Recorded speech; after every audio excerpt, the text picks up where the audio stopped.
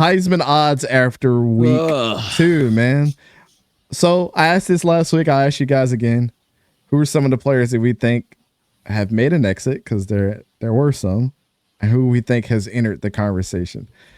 With that being said, I'll give you the look on what it looked like last week. So this was last week's. I was about to answer.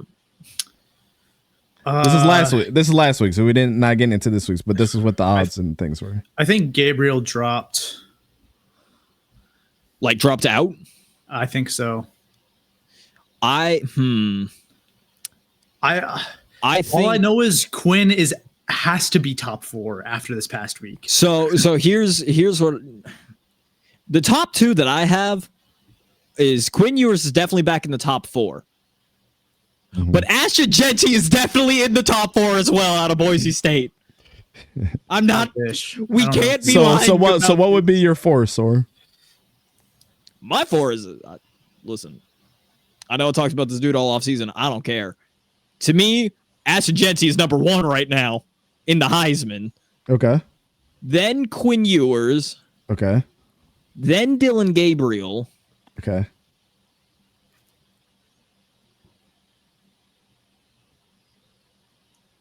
Then Cam Ward. Okay. Khalid? I think right now, I mean, in order, my guess would be Ewers, Beck, Ward, Gabriel.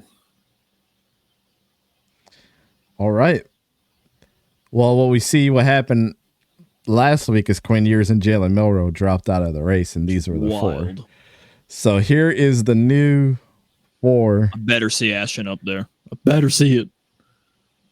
Dart. Son of a bitch. Okay, and yeah, Gabriel did fall all the way out. So he fell all the way out. Dillon and Nico. Obviously, Nico threw a couple of picks, so he's going to be out of this. Yeah. But Carson Beck dropped. Jackson Dart made his way into the top 4. And as you see, the odds have lowered as well for Quinn Ewers. Like last week, Beck, the highest one was 7 plus 750. Now it's plus 500. So he's really the odds-on favorite at this point. Yeah. I'm sick. I honestly, I agree with you, Sor. I think 𝐎𝗕𝙘𝗀𝗀𝘀𝗀𝗀 should at least be number 4. I don't mind Jackson Dart and Carson Beck being there with Quinn Ewers, but I just don't see any justification for Cam Ward at this point. I really don't. It's just riding the excitement of Miami seemingly being good again, and especially that first game against Florida. Yeah, it's riding the excitement, but it's also riding of he's had good yardage against terrible teams. That's kind of some of the, because how can you say, Carson Beck, they really didn't play anybody. Clemson's also terrible. Their defense is generally pretty solid, though. But I mean, look at who Dart's played. I mean, exactly. But it's also like I don't know. Dana, I use.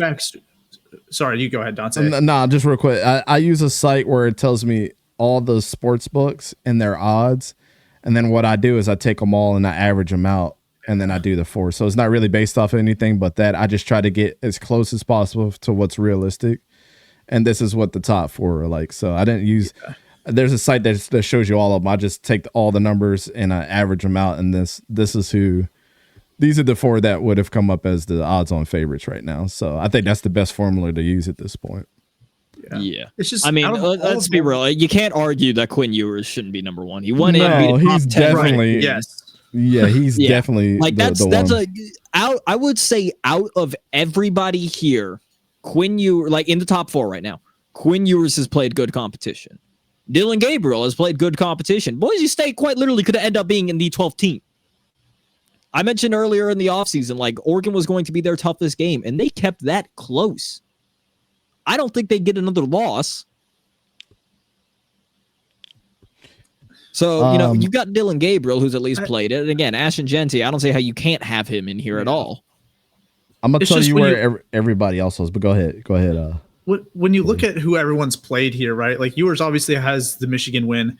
Ward has Florida, which is like, all right. Like they're probably not going to be good. Dart's played a bunch of nobody. Probably.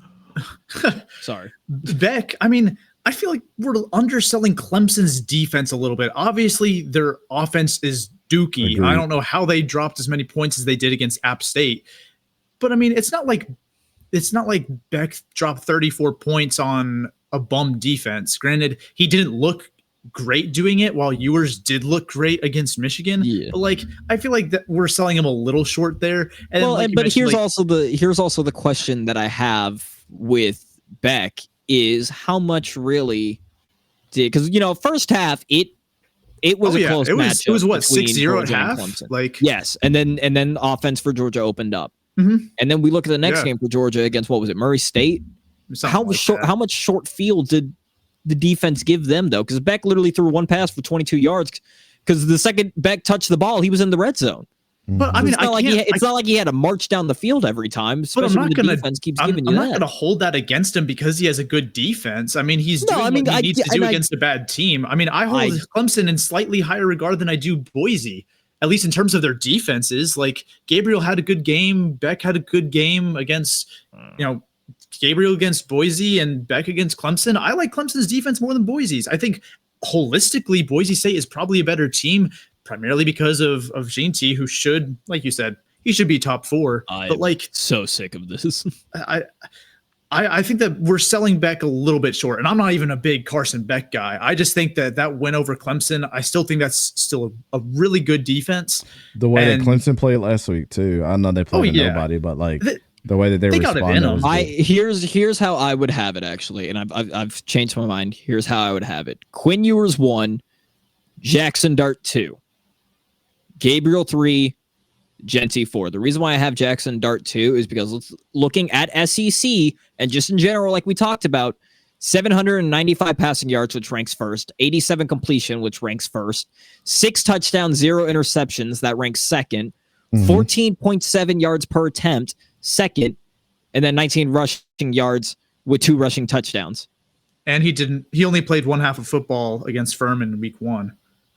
Yes. So I would have him at 2, Gabriel at 3, and then J&T at 4. Yeah. Am I very high on J&T? Yes. Do I want him on the show? Also, yes. Do I care? No. Yeah, Fishing. I mean, you're right. I'm just saying they didn't play a Power 5 school, so coming off of a loss to Georgia, they were going to be the Clemson of yesteryear is still going to come in and smash whoever was in the way. Like, Dabo Swinney and that team is still who they are.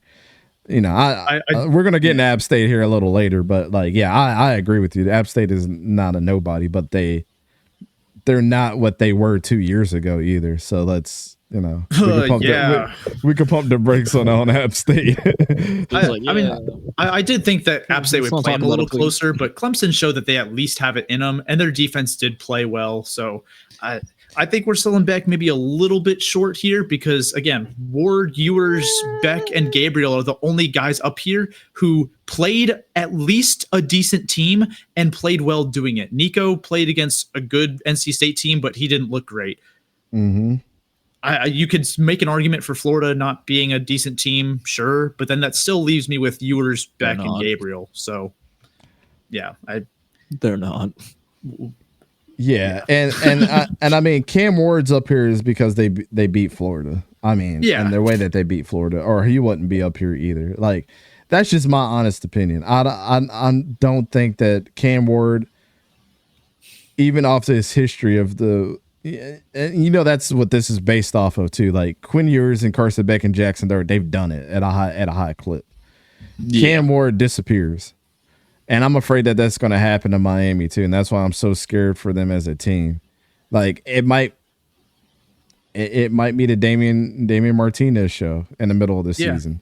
I mean, he has mid-season dips like every year, but I mean, so far, based off of what we've seen these first 2 games, you know what that means. I don't think Boston College for the ACC. Let it happen. Yeah, they could. I don't know. I think we're going to see. I think we're going to see some movement this week, though. What's all that movement back there? Yeah, I think we're going to see some movement this week. With maybe Carson Beck, how he plays this weekend against Kentucky. Who's Boise State play? Kentucky let me down, man. They played Portland. Oh my God, they played terrible. It was like, bro, they were a lock for the week. They were a lock. Didn't even, yeah. At home, you get embarrassed like that. That was terrible. I thought that Kentucky had that game in the bag. They matched up extremely well on both sides of the ball, and then a stinker. Yeah, I was let down. I think we all were, man. That was.